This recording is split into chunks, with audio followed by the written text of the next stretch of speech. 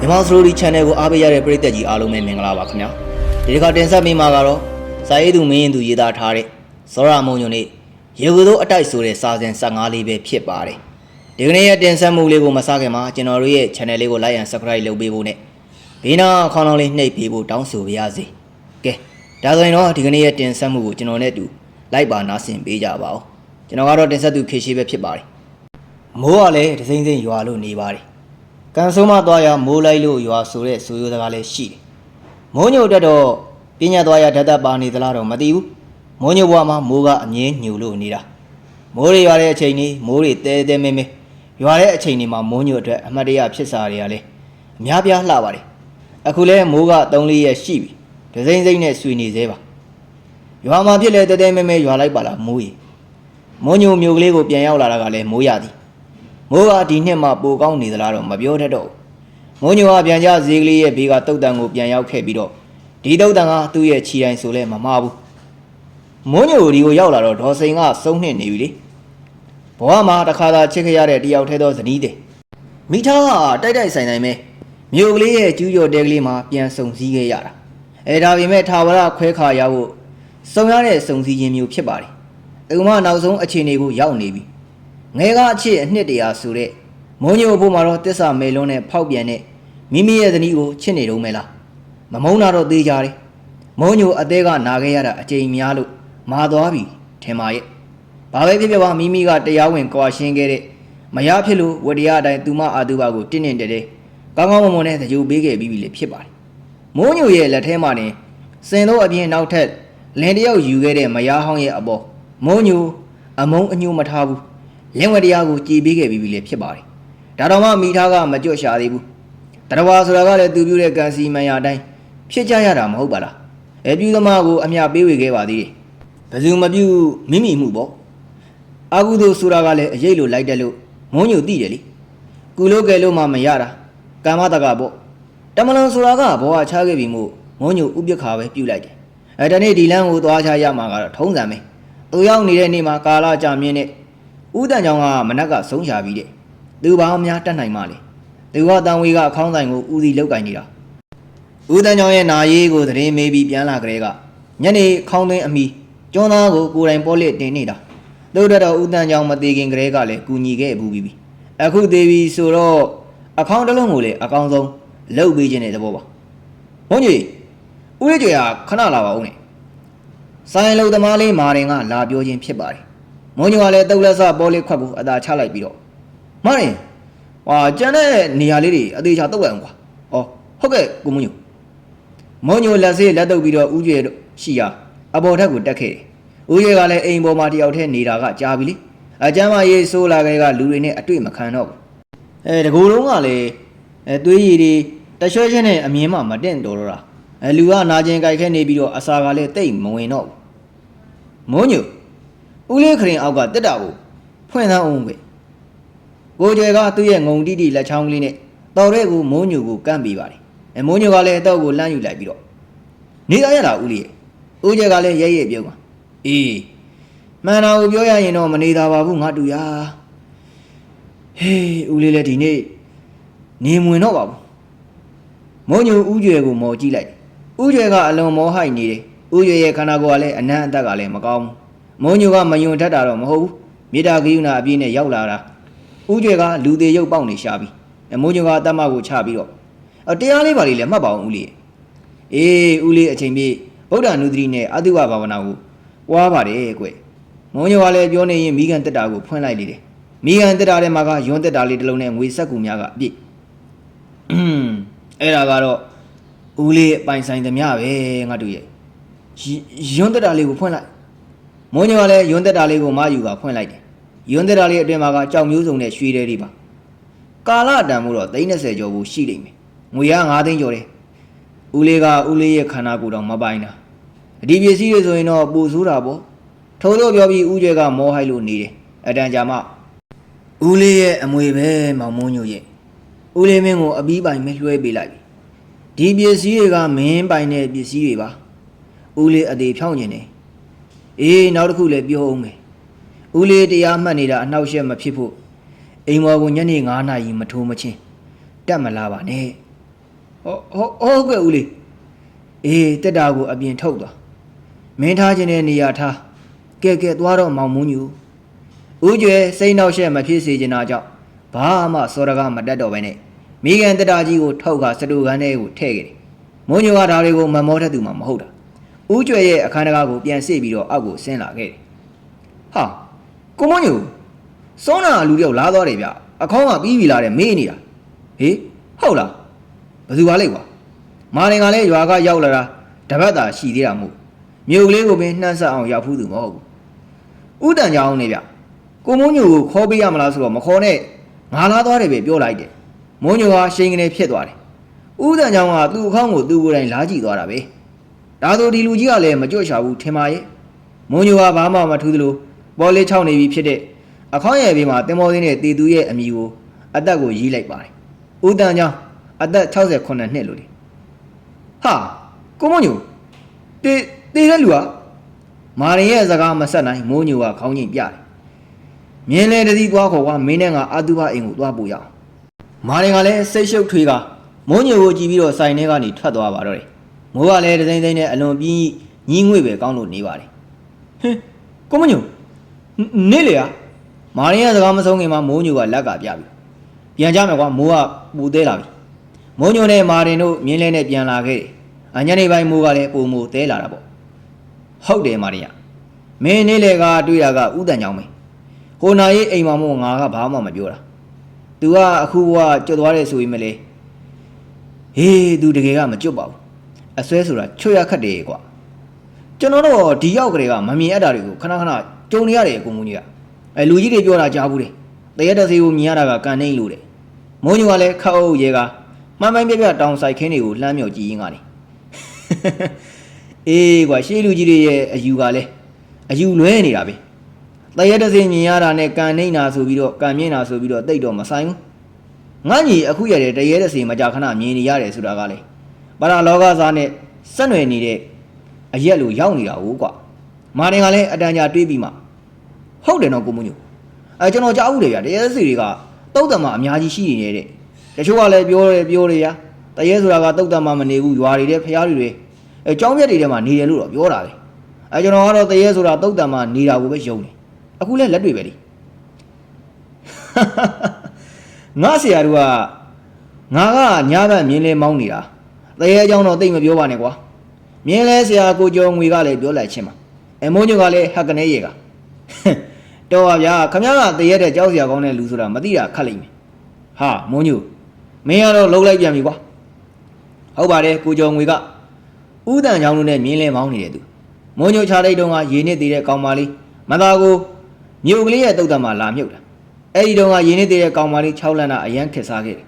မြို့ကလေးအထွတ်အုပ်ခုံမှာဖက်ပူးရောင်ဝမ်းဆက်တဲ့ကောင်မလေးတယောက်ကိုတွေ့ကြရတယ်တနေ့မှာတော့မောင်ကြီးတရောမှာခီးတယ်ပို့ပြီးပြန်လာတဲ့ကိုကျော်ငွေရဲ့မြင်းလဲကိုအုပ်ခုံကနေဖက်ပူးရောင်ဝမ်းဆက်တဲ့မိန်းကလေးကတားစီတယ်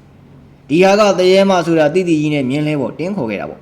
တလန်းလုံးတရေမကကိုကျော်ငွေကိုကြောက်လန့်မှုအပုံနဲ့နေပေးတယ်ဟာနင်းပုံနဲ့ပေးလဲငါကတော့ငပိနန်းလို့သဘောထားပြီးချစ်မှာပဲကလေးမကြီး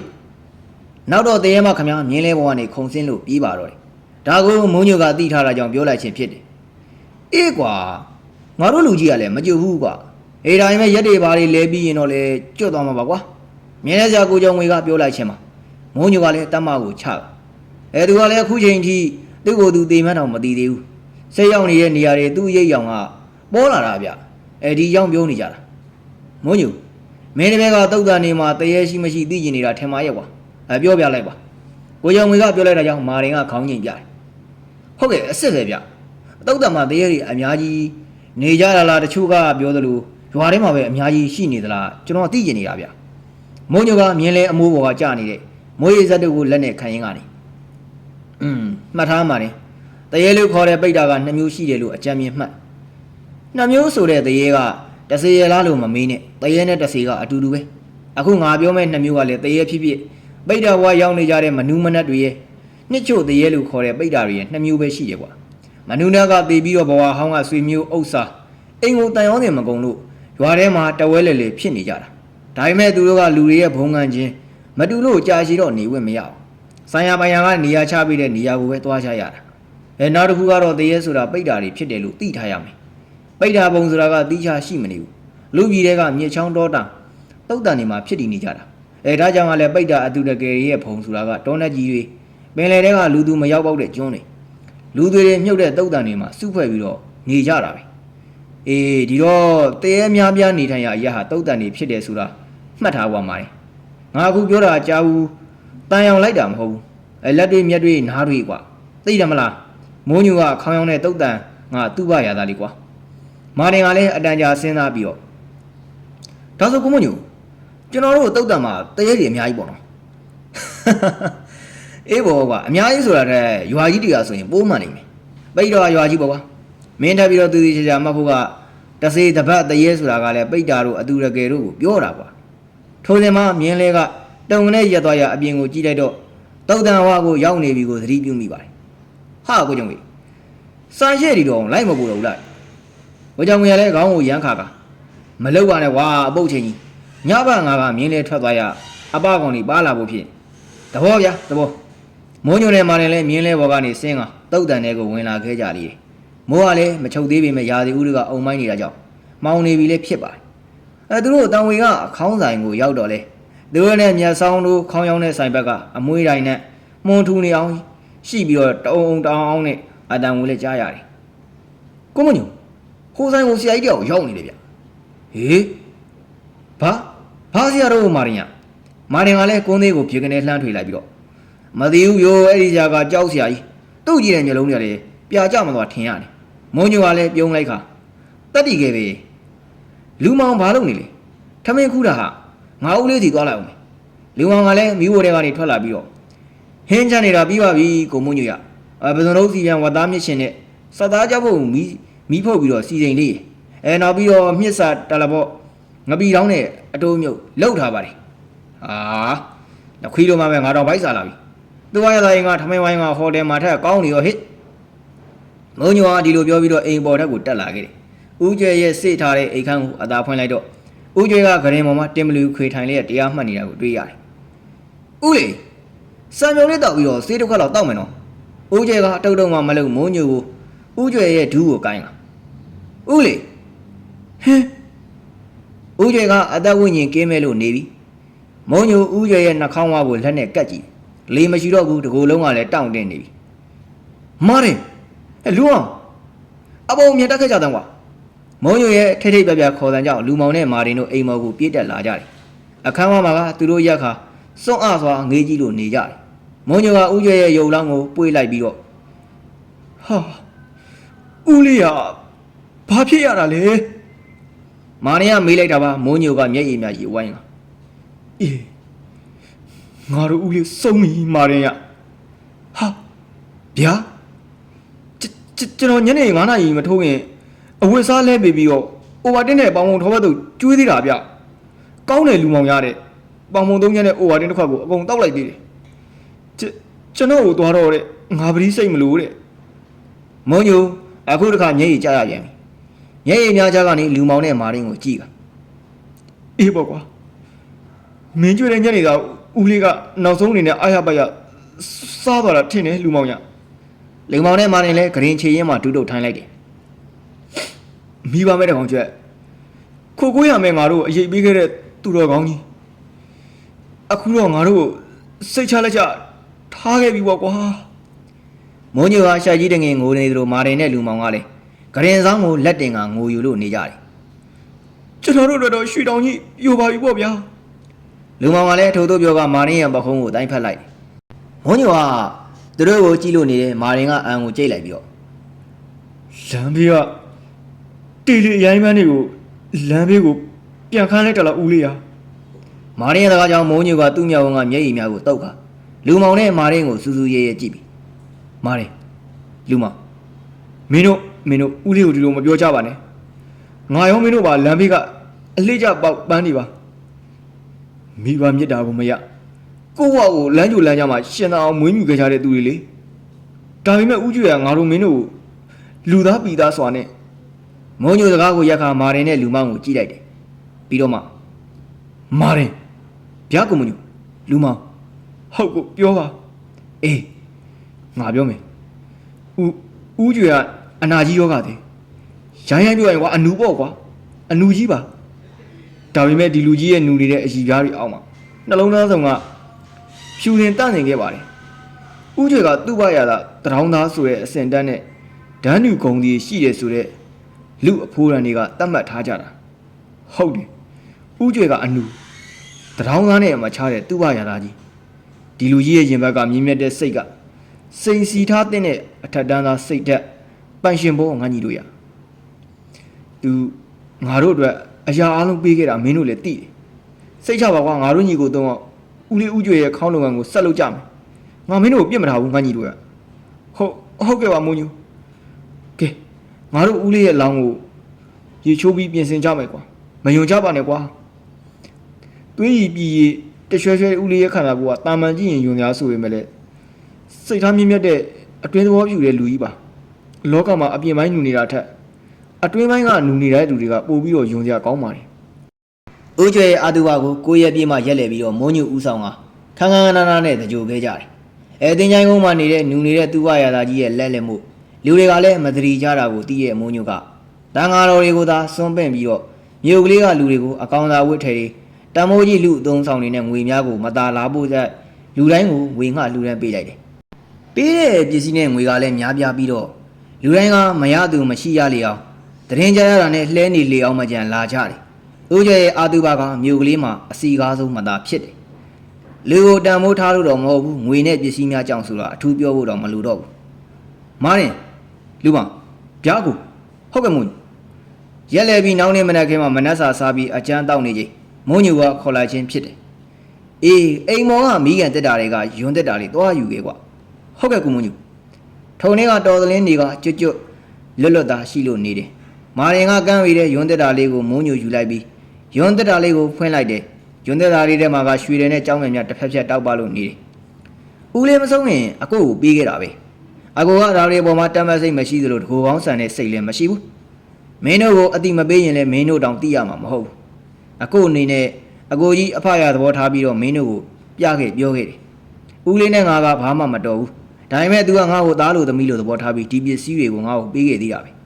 ဘဝတူညီတဲ့ညီကိုတွေဖြစ်တဲ့မင်းတို့ကိုလည်းအကိုကမျှမျှတတပေးဝေတင်တယ်လို့ထင်တယ်။ငွေတွေကလည်း1000နဲ့ကျန်တာမင်းတို့အတိပါ။ဒီရွှေတယ်နဲ့ကြောက်တွေကိုသုံးဖို့အညီမျှပုံပေးမယ်။မင်းတို့ကိုဝေစုကိုယူပြီးတော်ရမှာလူဝင်စအောင်လောက်ကင်စားတော့ကြပြီးတော့အကိုကတော့အကိုဝေစုနဲ့တန်ဝေကအခေါင်းဆိုင်မှာပဲသူ့ဘရတာလုံးနဲ့ဆက်လုံနေမယ်။မာရင်ကလူမောင်းကိုကြည့်လိုက်ပြီးတော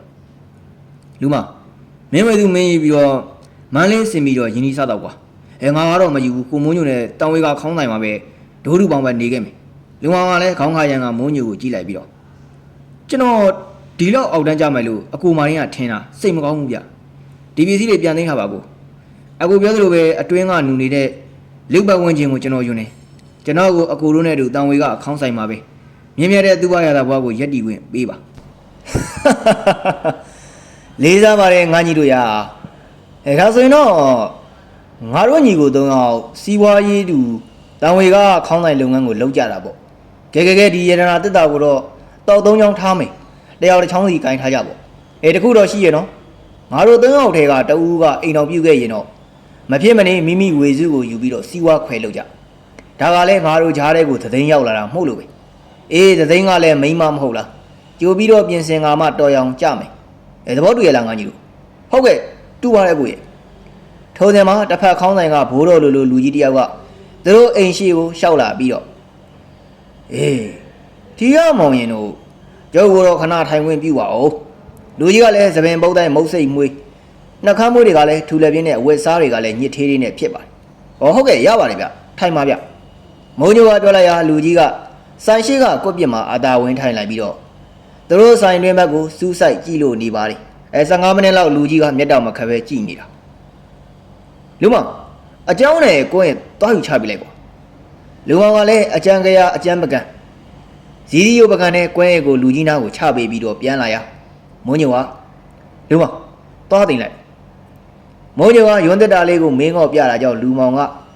အလိုက်ရသည်ပဲယွန်းတက်တာလေးကိုယူကအိမ်မော်ကိုတက်သွားတယ်မုံညိုနဲ့မာရင်ကလည်းရိုက်လက်ဆအခေါင်းများကိုရိုက်နေကြပြီးတော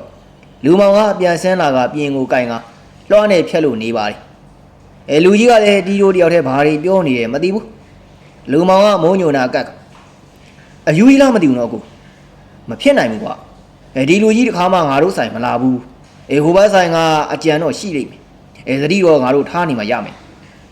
ထိုနေ့ကလူကြီးအတော်ကြာထိုင်ပြီးဘာမှလည်းမပြောနှုတ်လည်းမဆက်အဲ့ခံထားတာကိုလည်းဘာမှမစားမတော့ဖ ೇನೆ ထပြန်လို့သွားတယ်ထိုခေါင်းဆိုင်ကမိုးညိုပြန်ရောက်တဲ့နောက်ပိုင်းမှာလေးလာမိတာကစိတ်ထားစိုးထားကြပုံမှာလုပ်ငန်းလူဖြစ်ပြီးတော့ဒီကနေ့နေရာကိုလည်းနောက်မှရောက်လာတာမိမပြတ်ဆက်ဆံတဲ့ပါတယ်အခုတော့လည်းထို့သောမဟုတ်ဘူးမိုးညိုတို့ဆိုင်ကအခေါင်းတွေရောင်းရတာကိုလှမ်းကြည့်ကသူတို့မျက်နှာများကမရှိစိတ်ကအထင်သားပုံလင်လို့နေတယ်မသာချင်းတူတာကအစာအုပ်ကိုလောက်တာအစုံမိုးညိုကဒီမျိုးခံသားမိုးညိုစီပဲလာကြတာကများတယ်အမှန်ပြောရရင်မိုးညိုရောက်မလာခင်ကဒီအခေါင်းဆိုင်ကအစင်ပြေးနေပြီးတော့ဥကျွေရဲ့တန်ဝေကအခေါင်းဆိုင်ကကြာရှုံးစားပြုတ်နေပါပြီမိုးညိုပြန်ရောက်လာပြီးမကြဘူးဥကျွေရဲ့လုပ်ငန်းကတိုးတက်လာတယ်ဒါပေမဲ့လည်းဆိုင်တက်ကကြာရှုံးစားပြုတ်လာပြီဒါကိုမိုးညိုကသတိလည်းမပြုတ်မိစိတ်ကလည်းမဝင်သားသူလှုပ်เสียရှိတာသာသူလှုပ်နေတယ်တဦးနဲ့တဦးမေးရခေါ်ပြောပြင်မရှိဘူးမိုးညိုကလည်းအစာပိုင်းမှာစကားရောဖော်ပြောပြီးမဲ့လေဆိုင်တက်ကလူဟာစကားမပြောလူတာကြောင့်မိုးညိုကလည်းအလိုက်တဲ့သာနေခဲ့တယ်ဦးကျဲမဆုံးခင်ကတပတ်လောက်ကဆိုင်တက်ကလူကြီးယောက်ကခေါ်လာတာကိုတွေ့ရတယ်ထိုလူကြီးကတာမန်းတော့မဟုတ်ဘူးဆိုင်တက်မှာပွဲတွေပြင်ပြီးဆိုင်ရှိမှာညာဘက်တင်မကဘူးနေကင်းကိုဖျောင်းနိုင်ထွန်းထားတာကိုလည်းတွေ့ရတယ်လူကြီးကတုတ်တန်နဲ့လိုက်ကြည့်ပြီးတော့တစ်ပင်ကြီးတွေကိုလက်နဲ့ကိုင်းကအယူတယောက်လိုစကားပြောနေတာကိုတွေ့ကြရတယ်တနေ့ကိုအနည်းဆုံး2ကြိမ်လောက်မိုးညိုတို့ရဲ့တန်ဝေကအခေါင်းဆိုင်ကိုကြည့်ကတီးတိုးရေရွနေတာကိုလည်းမြင်ကြရတယ်ဥရဲ့ဆုံးတဲ့သတင်းလာမေးပြီးတော့မေးတာလည်းမရှိဘူးတလေးတစားသွားဖိပြီးမယ်လဲစုံတဲ့နေ့ကနေရက်လေတဲ့နေ့ထိဆိုင်တက်ကလူတွေကိုဥကျွေနာရေးအိမ်ကိုတယောက်တည်းမလာကြဘူးထိုသူများကစီးပွားပြိုင်ဘက်လို့ဖြစ်လို့အမုံအညိုထားကြဟန်ရှိပါတယ်တင်ချိုင်းကုန်းမှာလူတွေထက်တဲ့အခေါင်ရောင်ပြီးတော့မသားမြေချင်းတူတာအုပ်ကူလောက်တာများစီးပွားရေးလို့အမိတက်ရသလားစီးပွားပြိုင်ဘက်လို့သုံးရကောင်းလားဆိုကြပါလိမ့်မယ်ဒီအလုပ်တွေကမသတိတရားဆိုရမှုဝင်ငွေကောင်းတယ်လို့ဆိုရလိမ့်မယ်ရခိုင်အပိုင်းများမှာဥကျွေတို့မိသားစုတုတ်တန်မှာစီးပွားရေးဖြစ်တဲ့အကြောင်းများကိုရေးပြခဲ့ပြီးဖြစ်ပါတယ်ထိုနေရာမှာစကားကြုံလို့စာရေးသူအာဘော်ထဲ့လို့တာကယခုမျက်မှောက်ကာလမှာပလင်းတို့တန်တို့တန်သခွက်ပလုံများဝယ်တဲ့ထိုင်နဲ့ထိုပလုံများကိုလိုက်လံဝယ်သူများကိုမြင်မှုကြပါလိမ့်မယ်အမြင်ကနှိမ့်ကြတယ်လို့ထင်ရပါတယ်တချို့စပိန်လေးနဲ့ပလုံများလိုက်ကောက်ဝယ်သူရဲ့ဝင်ငွေကတာမန်လုံသမားတယောက်ရဲ့ဝင်ငွေထက်2ဆ3ဆလောက်သားနေတာကိုလေ့လာကြည့်ရင်သိနိုင်ပါတယ်ဇကပုံရှိပါတယ်အလုတ်ဟူစွာဂုံရှိစွာတယ်ဒါလည်းနှိမ့်ကြတဲ့အလုတ်တော့မဟုတ်ဘူးတကယ်တမ်းအောက်တန်းကြတဲ့အလုတ်ကသူတစ်ပါးကိုစိတ်ဆင်းရဲမှစားရမယ့်အလုပ်မျိုးကိုရွှေကြီးပေါ်ထိုင်နေပါသည်အောက်တန်းကြတဲ့အလုပ်ဖြစ်တယ်အခုကလည်းတမယိုးချလောက်ကင်နေတဲ့မိုးညိုတို့ရဲ့အခေါင်းလုပ်ငန်းကိုနောက်မှရောက်လာတဲ့ဆိုင်တက်ကမရှိစိတ်လို့ဖြစ်နေတ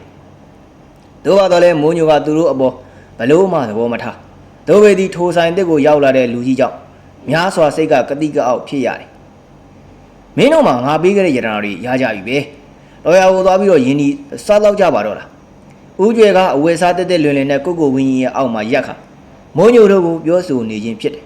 ယ်မိုးညိုရောမာနေနဲ့လူမောင်မှာဦးကျွေကိုကြည့်ပြီးအံ့ဩလို့နေကြတာပေါ့ဦးကျွေကအရင်လိုအနာကြီးယောဂါတွေမရှိတော့အသားရည်ကလည်းဝါဝင်းပြီးတော့စူဖတ်လို့နေတယ်ဦးလေးမှာအနာတွေမရှိတော့ဘူးနော်မိုးညိုပြောလိုက်ရဦးကျွေကပြုံးမှာဟာငါတူရငါကသူ့ဘာရတာဦးကျွေမဟုတ်တော့ဘူးလေကွာမင်းတို့သိတဲ့ဦးကျွေကသေပြီကွာဗျာဒါဆိုဦးလေးဟာမိုးညိုကမေးလိုက်ရဦးကျွေကလည်းတာဟာရင်မောပြီးမျက်နှာကိုပြန်တီးလိုက်ပြီးတော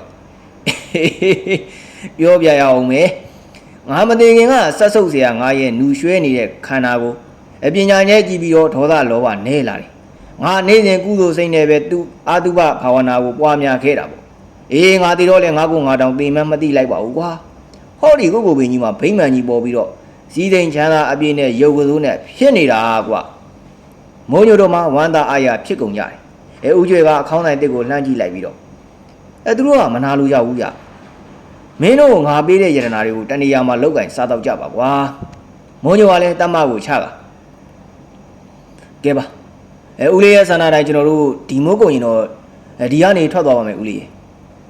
းမိုးညိုထိုအချိန်မှာအိတ်နေရာကနေနိုးလာခဲ့တယ်အချိန်ကလည်းမနေ့4နာရီ3ပေါင်းနေတောင်ခောက်တန်ကိုတိုက်ဆိုင်လို့နေပါတယ်မိုးညိုချောင်းတစ်ချက်ဟန်ကအိတ်ရာကထားလိုက်ပါတယ်ဟာကိုမိုးညိုနိုးနေရလားဗျတဖက်အခန်းကနေမာရင်ကမေးလိုက်ခြင်းဖြစ်တယ်မိုးညိုကလည်းအခန်းထဲကထွက်လာပြီးတော့မှန်ပြီးအိမ်လေးကိုထွန်းအေးကွာအိမ်မက်မက်ပြီးနိုးလာတာဦးလေးကိုအိမ်မက်မက်နေတာဗျဟာတိုက်ဆိုင်နေတာဗျကျွန်တော်ကလည်းဦးလေးကိုအိမ်မက်မက်ပြီးနိုးလာတာပဲ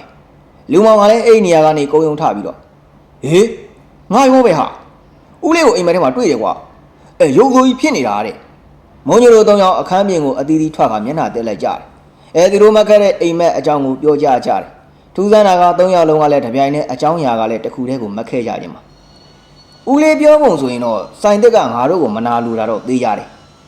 ဒီလုပ်ငန်းကဆုံးခွာပြီးတော့ဦးလေးရဲ့ဆန္ဒအရတနေ့ရမှာလောက်ကင်စားတော့ကြမယ်မင်းတို့ဘောကရောမုံညိုကဒီလိုမေးလိုက်တာကြောင့်ကိုမုံညိုသဘောတိုင်းပါပဲဗျာကိုမုံညိုစီစဉ်လို့ပဲကျွန်တော်တို့နေမယ်မာရင်ကပြောလိုက်ရလူမောင်ကလည်းစဉ်းစားပြီးတော့ကျွန်တော်တို့ကဒီကပြောင်းပြီးဘယ်မြို့မှာနေကြမှာလဲဗျမန္တလေးလားဒါမှမဟုတ်ဘယ်မြို့နေမှာလဲမုံညိုကတမကိုချကဟေးမတတ်တာလို့ဒီတုတ်တန်ကထောက်ခွာရပြီမယ်လေငါသဘောကတော့ဒီမျိုးလေးမှာဘဲမှမသွားခြင်းကြိုက်တယ်ကိုကြီးကျွန်တော်လည်းသဘောတူပါတယ်သူတို့တိုင်ပင်ကမျိုးစုံကသပြစ်ချံကိုဝယ်ယူလိုက်ကြတယ်အကြောင်းကတော့၄ရေကကြော်တဲ့သပြစ်ချံကြီးထဲမှာသပြစ်လိန်ဝင်နဲ့ပန်းသီးစိုက်ပျိုးပြီးတည်တည်ပွဲယုံထူထောင်မှုပါသို့ပေမဲ့ဥကျွေရဲ့လက်ငုပ်လက်ရင်လုပ်ငန်းဖြစ်တဲ့ခေါင်းဆိုင်ကိုတော့ဖွင့်မြဲဖွင့်ထားပါတယ်ဒါပေမဲ့ခေါင်းသက်တွေတော့ထပ်မရိုက်ကြတော့ဘူးမိုးကုံတာနဲ့သူတို့ဒီကထွက်သွားကြမှာမဟုတ်ပါလားသို့ပေမဲ့ဒီကိစ္စကိုဘယ်သူမှအတိမပေးကြဘူးဟာကမုံညိုလောက်ပါအောင်ဗျအချိန်ကမိုးချုပ်စမိုးညိုနဲ့လူမောင်ကရေချိုးနေကြတယ်မာနေရောက်တဲ့ခေါင်းဆိုင်မှာမှန်မိအိမ်နေနဲ့ငွေစင်းရင်တွက်နေတာထိုအချိန်မှာဆိုင်ရဲ့ထောင်းမှာကတ်ထားတဲ့ကျွန်းသားခေါင်းကနေရုတ်တရက်နေရာကနေထကတကြစ်ကြစ်ရွေ့လာပြီးတော့ဆိုင်လေကြမှာစကနေထောင်ကအပေါ်ကိုမြောက်တက်လို့တွားတယ်ဟာမာနေဘာဖြစ်တာလဲကွာမုံညိုနဲ့လူမောင်ရေစိုးအဝတ်တွေနဲ့ဆိုင်ထဲကိုပြေးဝင်လာပြီးမေးလိုက်တာပါမာတင်ကလည်းဘာစကားမှမထွက်အခေါင်မိုးကိုသာလက်ညှိုးထိုးကမျက်လုံးကလည်းကျူးကျဲလို့နေတယ်မုံညိုကိုကြည့်လိုက်တော့ကျွန်းကောင်းကြီးကအမိုးနဲ့ကတ်နေပြီးတော့ဒေါင်လျက်ကြီးလဲနေတာလဲနေချင်းကလည်းဖြည်းဖြည်းမဟုတ်ဘူးမှုတ်နေတာပါဟာဘယ်လိုဖြစ်တာလဲမတူပြတိုးလို့တက်သွားတာမာရင်ရဲ့စကားမဆုံးခင်အခေါင်းနဲ့ကတ်နေတဲ့ကျွန်းသားခေါင်းကြီးကပြုတ်ကျလာတယ်မာရင်ရဲ့ခေါင်းပေါ်ကိုတဲ့ကြီးကိုကျလာတာမုံညိုကမာရင်ရဲ့လက်ကိုစောင့်ဆွဲလိုက်တာကြောင့်လွတ်သွားတာဒါအတိုက်ပဲရုံမှလိုက်တာကွာမာရင်နဲ့လူမောင်မှာတခါမှမတွေ့ဘူးမကြုံဘူးတာကြောင့်အသားများတုံကကြောက်လန့်လို့နေကြပါတယ်ထိုအချိန်မှာပဲဆိုင်ထဲကိုအခေါင်းများကလူးလိမ်ကတစ်ခုနဲ့တစ်ခုတိုက်ပြီးတော့ကွဲကြည့်ကုန်ကြတယ်ဟာဟိုမလူမောင်ကပြောလိုက်တာကြောင့်မိုးညိုရောမာရင်ပါအလင်းအမြန်ငုံလိုက်ကြတယ်လက်သမားတက်တာတွေကတူတွေစောက်တွေကလေဟာနယ်ထဲမှာဝဲပြန်ပြီးတော့အရှိန်နဲ့သူတို့စီကိုပြေးဝင်လာကြတယ်တစားတဲ့အိမ်ရှိဆိုင်ဖွင့်ထားတဲ့အဖီရဲ့အမိုးမှာတပြောင်းပြောင်းနဲ့အထက်အောက်စောင့်နေကြတယ်ဟိုဆိုင်တက်ကလူတွေကတော့ခေါင်းပြူလို့တော့မကြည့်ကြဘူးသူတို့အရာအလုံးငြိမ်သွားမှဆိုင်တကားပိတ်ခါအိမ်မော်ကိုတက်ခဲ့ကြတယ်သုံးအောင်သားထမင်းစားပြီးတော့ထမင်းဝိုင်းမှာထိုင်ငါရှိသေးတယ်လူမောင်ချက်ထားတဲ့ငပြေမစီပြန်ပကံတွေကနေငါးတွေကအမိတစ်ဖြက်ဖြက်ခတ်ခါပကံအမြင်ကိုခုံထွက်လာလိတယ်ပဲဘုတ်ပကံထဲမှာလည်းတီကောင်တွေကထွေးလုံးရစ်ပတ်လို့နေကြတယ်ထမင်းပကံတွေကထမင်းတွေကထမင်းမဟုတ်တော့ဘဲနဲ့ပိုးလောက်ကောင်ကြီးတွေဖြစ်ကခုံပေါ်မှာတရားရွသွားနေကြတယ်ဟဲ့မစားကြနဲ့ကွာအကုန်တို့ပြစ်မိုးညိုရဲ့စကားမဆုံးမီထမင်းသားကောင်ကလေးဘော်ကိုမြောက်တက်သွားပြီးတော့အရှိန်နဲ့ပြန်ပြုတ်ကြတယ်ထမင်းဟင်းများကလည်းကျမ်းမြေမှာကျဲပြန့်နေပြီးတော့ပကံများကလည်းအစိတ်စိတ်အမွှားမွှားကွဲကုန်တော့တယ်ထိုအချိန်မှာပဲပြတင်းပေါက်ကနေအရာဝတ္ထုတစ်ခုကအရှိန်နဲ့ပြေးဝင်လာတယ်ကြည့်လိုက်တော့မြေပုံကတက်သားမှတ်တိုင်တစ်ခုသူတို့ပြတင်းတကားတွေကိုပိတ်လိုက်ကြတယ်တကားအပိတ်မြန်လို့သာပေါ့မဟုတ်ရင်တော့တောက်တန်တွေကမှတ်တိုင်တွေကလူယူခေါင်းတွေကလေမှာဝဲပြန်လာပြီးတော့သူတို့အိမ်ကိုလာထိမှန်ကုန်ကြတာပေါ့တဆက်တည်းမှာပဲခေါင်မိုးဘော်ကိုမရေတွက်နိုင်တဲ့ကြောက်ခဲများကမိုးရွာသလိုရွာကြတယ်ထိုစဉ်မှာအိမ်ဘော်ကဗီယိုကလည်းနေရာကနေတကြစ်ကြစ်တချက်ချက်နဲ့ရွေ့လာတယ်အခုကျွန်တော်တို့ဘယ်လိုလုပ်ကြမလဲဗျာဒီလုံးပေါင်းကိုရဲ့လူမောင်ကအတော်ကြောက်နေတာမုံညိုကလည်းတက်တာတွင်တွင်ခောက်လို့နေတယ်ထိုစဉ်မှာပလက်ကလေးထိုင်ကမြောက်တက်သွားပြီးတော့မိုးညိုခေါင်မိုးပေါ်ပြုတ်ကြလာရမိုးညိုခုံရှောင်မြန်လို့ပေါ့ဒါကြောင့်လဲတက်တာရရွာသွားတာထိုချိန်မှာထောင်ထားတဲ့ဖြာလေးကခုံစားနဲ့အိမ်ပေါ်မှာတက်ပြေးနေတာမိဖို့တွေကဥက္ကများကလည်းဖြောင်းဆန်ကကျမ်းမြေပေါ်မှာကြည်မွားလို့နေတာပေါ့ခေါင်မိုးကပေါက်ပြီးတော့ကြာလာတဲ့အကြောက်ခဲတွေကလည်းကျမ်းမြေပေါ်မှာတထောက်တော့ပြုတ်ကြကုန်ကြတာတခိုးမိုးညိုတခိုးမုံညိုအဖို့မကြားတာအတော်ကြာပြီဖြစ်တဲ့အတန်ပဲထိုအတန်ပိုင်ရှင်ကမုံညိုကောင်းကောင်းမှတ်မိတာပေါ့သူဆိုင်ရှိကနေခေါ်နေတာဒီအချိန်မှာပဲခဲတံများရက်သွားတယ်မုံညိုအိမ်ဝါကနေပြေးစင်းကဆိုင်ရှိကိုကြည့်လိုက်တော့ရသေးအယူကြီးကိုတွေးကြရတယ်ဟာရသေးဝမ်းသာလိုက်တယ်ဗျာကျွန်တော်ကိုအကြာကြီးပြစ်ထားရတယ်နော်တခိုးရမင်းရောငါကပြစ်မထားပါဘူး ဒါနဲ့မင်းတို့ကိုသူတို့ကဘာတွေပြီးနေရလဲရသေးယူကြီးတဲ့တကားကြောင့်မိုးညိုကဥကြောင်ကြောင်ဖြစ်သွားတယ်ဘာပြီးရမလဲအိမ်မော်တက်ကြည့်ပါဦးဘာတွေဖြစ်မှန်းကိုမသိပါဘူးဗျာရသေးကြီးကလည်းခေါင်းခါရမ်းကအေးပါမတက်တော့ပါဘူးမင်းတို့ကိုပြီးတာမင်းတို့မယူရင်သူတို့ပြန်ယူရလိမ့်မယ်အာမယူပါဘူးဗျာမိုးညိုရဲ့တကားဆုံးတာနဲ့ရသေးအယူကြီးကအမောင်ထဲကိုလှစ်ကနေထွက်သွားပါတယ်ဟာရသေးနေပါအောင်ဗျမနေဘူးကွာငါနေတာကဇေယျမင်းတို့ချင်းဇေယျကိုလိုက်ခဲ့ဟုတ်ပြီလားမိုးညိုကလည်းအိမ်တကားတွေပိတ်ပြီးတော့မာတင်နဲ့လူမောင်ကိုခေါ်ကားဇေယျရှိရာကိုအမောင်နဲ့စမ်းတွားဝါနဲ့ရှောက်လာတယ်ခွေးကောင်လေးတွေစာနေရောပေါ့ငါကြက်သားခောက်ဆဲသုံးတို့ဝဲလာတယ်စားကြရသေးယူကြီးကလည်းလူထူးဆန်းကြီးသူနဲ့တုတ်တံမှာတီကျွမ်းခဲ့တာကကြားပြီးသူဘာဖြစ်ဖြစ်ရသေးယူကြီးကတိနေတာသူ့ကိုရန်ကုန်ကိုခေါ်သွားပြီးတော့ကြံတော်မှာလည်းထားခဲ့တာ9နှစ်ကျော်6နှစ်လောက်ရှိပြီအခုသူအခက်ခဲနဲ့ရင်ဆိုင်နေရချိန်မှာလဲရှာတော့မှမတည်ဘဲနဲ့သူ့ခါသာပေါ်လာပြီးလေဖြစ်တယ်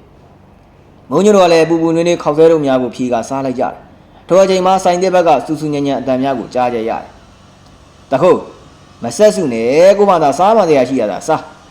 သူတို့စားတော့ပြီးတော့ရသေးယူကြီးနားထိုင်ကပုံတကားတိုက်တာလားမသိဘူးနော်ကြောက်စရာမုံညိုကပြောလိုက်တဲ့ကြောင့်ရသေးယူကြီးကလည်းဟာရေကပုံနကဘလူးမင်းကြရင်တော့မင်းတော့နရင်အုပ်ခံရတော့မှာပဲအေးအဲ့ဒါကပုံနကမဟုတ်ဘူးရေကစိုးအတားကြီးကွာဗျာရသေးယူကြီးကလည်းကုန်းသေးကိုဈေးရကျမ်းပေါက်ကနေထွေးလိုက်ပြီးတော့ဟုတ်တယ်လေကွာရေကစိုးကွာရေကစိုးတော့တခြားရေကစိုးမဟုတ်ဘူးငကြွယ်ရေကစိုးငကြွယ်မုံညိုကမယုံကြည်နိုင်သာရသေးယူကြီးကိုငေးကြည့်နေတယ်ရသေးယူကြီးကလည်းကုန်းကိုတမြုံမြုပ်ဝါရင်ကလေငကြွယ်ကမင်းတို့ကိုဘယ်ဒုက္ခပေးခြင်းပါမလဲကွာဟိုလူယုံမဆရာဇုတ်ကအနိုင်ကျင့်ခိုင်းလို့လောက်ရတာအေးဟေးအခုတော့လူယုံမအစီအနေကိုငါကုံဖြတ်လိုက်လို့ငကြွယ်လေးလွတ်သွားပြီဒါကြောင့်လဲငါမေးတာပေါ့ကွာသူတို့ပေးတာမင်းတို့ကမယူဘူးဆိုတော့လေသူတို့ပြန်ရသွားတဲ့သဘောဟေးထုံညာမုံညိုတို့ဇေယျမှာပဲအိတ်လိုက်ကြတယ်သူတို့၃ယောက်တော့လဲရသေးယူကြီးကဘယ်ချိန်ကသွားဝယ်ထားတဲ့မသိကောင်းချင်းပေါင်းပူပူရဲ့လက်ဖက်ရည်နဲ့ပေါက်စီပူပူကအသင့်ဖြစ်နေတယ်တော်ချိန်မှာပဲဆိုင်သစ်ကလူများကဟိုဆရာကြီးအလောင်းကိုဖျားလိုက်နဲ့ပတ်ခါထမ်းထုတ်လာပြီးတော့မြေချင်းတူးနေတာကိုတွေးကြရဟာရသေးကြီးကမုံညိုကိုကြည့်ကအေးလေဒီခါသူပြန်ယူသွားတဲ့သဘောပဲငါဘာတက်နိုင်ပါမယ်မုံညိုတို့အိမ်ကိုပြန်လာတော့ဆိုင်သစ်မှာညားကဘာတွေဖြစ်ကုန်တယ်မသိဘူးတဆိုင်လုံးစကားပေါက်ကြကပျက်စီးလို့နေတယ်ထိုဆိုင်ကလူတွေမှာပတ်တီးတွေကိုဒီနဲ့သူတို့ကိုမကြည့်ရဲပဲရှိနေတယ်အထုပ်ဘိုးတွေနဲ့ဒီကပြောင်းကြတော့မဲ့ပုံပဲဟောရုပ်သိုးအတိုက်ဆိုတာဗလားစာရေးသူနေနဲ့ဝန်ခံလိုတာကစာရေးသူရဲ့ဇလန်ဟာစိတ်ကူးရင်တက်တက်ဖြစ်တယ်ဆိုတာပါအခုလဲဆိုင်တဲ့ကလူတွေမြို့ကလေးရဲ့တုတ်တန်ကနေပြောင်းသွားကြပြီဖြစ်ရမုံညိုတို့ကလည်းဒီမှာမနေကြတော့ဘူးဆိုတော့မြို့ကလေးအဖို့တော့ခေါင်းနဲ့အုပ်ကူမြေချင်းတူးတဲ့ကိစ္စကကိုတူကိုရတာလုံးရတော့မယ်မဟုတ်ပါလားမုံညိုတို့သတင်းကြောလာမှာပြောင်းမယ်ပိုင်းဖြတ်ထားပြီမဲ့လဲရသေးယူကြီးကဝါရင်ပြောင်းတော့လဲဘာဖြစ်တော့မင်းတို့ကဘုံကြီးမှမဟုတ်တာအစင်မပြေရင်လည်းပြောင်းရမှာပေါ့ကွာဒါကတယူလွဲတွေတော့လက်တင်မခံစမ်းပါနဲ့ကွာရှေးယူဆိုတိုင်းအထိပ္ပယ်မရှိရင်လေလက်မခံရဘူးတခုရဲ့ထို့သောဖြင့်မုံညိုတို့လည်းတုတ်တန်တွေကနေတပြည့်ချံကိုပြောင်းသွားအိမ်ကြီးတစ်လုံးစောက်လိုက်ကြတယ်တခုမင်းရဲ့ကျေးဇူးရှင်ကိုကျေးဇူးဆက်တဲ့အနေနဲ့နှက်ကုန်းလေးလုပ်ပြီးပိုင်းရည်ချမ်းလေးတော့မပြတ်တော့စက်ကပ်အောင်ကွာဘောင်းလည်းရသေးရဲ့ဟာကောင်ငါကြွယ်ကမင်းကျေးဇူးရှင်မဟုတ်ပါလားသူ့အတွက်လို့မလို့ကျေးဇူးတိကျရတယ်ကွာရသေးကြီးလမ်းညွှန်တဲ့အတိုင်းပဲမိုးညိုတို့လဲတုတ်တန်တွေကဥကျွဲရဲ့ကုကိုပင်အောက်မှာအုတ်တိုက်နှက်ကုန်းလေးတီဆောက်လိုက်ကြတယ်နှက်ကုန်းမှာပန်းဝုံများနဲ့ပန်းများထိုးကအစားအစာနဲ့တောက်ရည်ကိုဝင်းမပြတ်ဆက်ကြတယ်နောင်ကောင်ကရုပ်သိုးဖိုးဖိုးနှက်ကုန်းဆိုပြီးတော့မြို့ကလေးကလူတွေပါသားကြတဲ့အစင်လာဖြစ်လာတယ်ငါကြွယ်ရေးငါမကဲရင်နင်ဒုက္ခရောက်မှာအခုတော့နင်ကဘေးကင်းပြီကွာဟေးနင်ကောင်တွေကလည်းဇပြည့်ရှံတထိတွေဖြစ်ကုန်ပြီဟဲ့ကျေးဇူးပါကြီးသေးရဲ့ဟိုဆရာတို့ကအစွမ်းထက်တယ်ဗျကျောက်ကိုအနိုင်ထက်မိုးညိုတို့ကိုတိုက်ခိုင်းတာအခုတော့လေဒင်းလေကျုပ်စီပါတရေကြီးဖြစ်နေပါပြီဗျာစကားဆောင်ကိုသာသူတို့ကြားရတာပါဘယ်နေရာကမှမသိကြဘူးမိုးညိုမာတင်နဲ့လူမောင်တို့ဥကျွဲရုပ်တို့ကိုကြိုးကြိုးနုံနုံရှိခိုးပြီးတော့တုတ်တန်ကနေပြန်ခဲ့ကြပါတယ်ကြံကြံဖန်ဖန်ရုပ်သိုးအတားကြီးတဲ့ဟုတ်ကဲ့ခင်ဗျာဒီကနေ့တင်ဆက်မှုလေးကိုတော့ဒီညမှာတင်အဆုံးသတ်ပြသည်နောက်တဲ့စိတ်ဝင်စားစရာဇလံကောင်းများကိုလည်းအားပေးကြပါဦးအဆုံးထိလိုက်ပါနားဆင်ပေးတဲ့တယောက်ချင်းစီတိုင်းကိုလည်းကျေးဇူးအများကြီးတင်ပါတယ်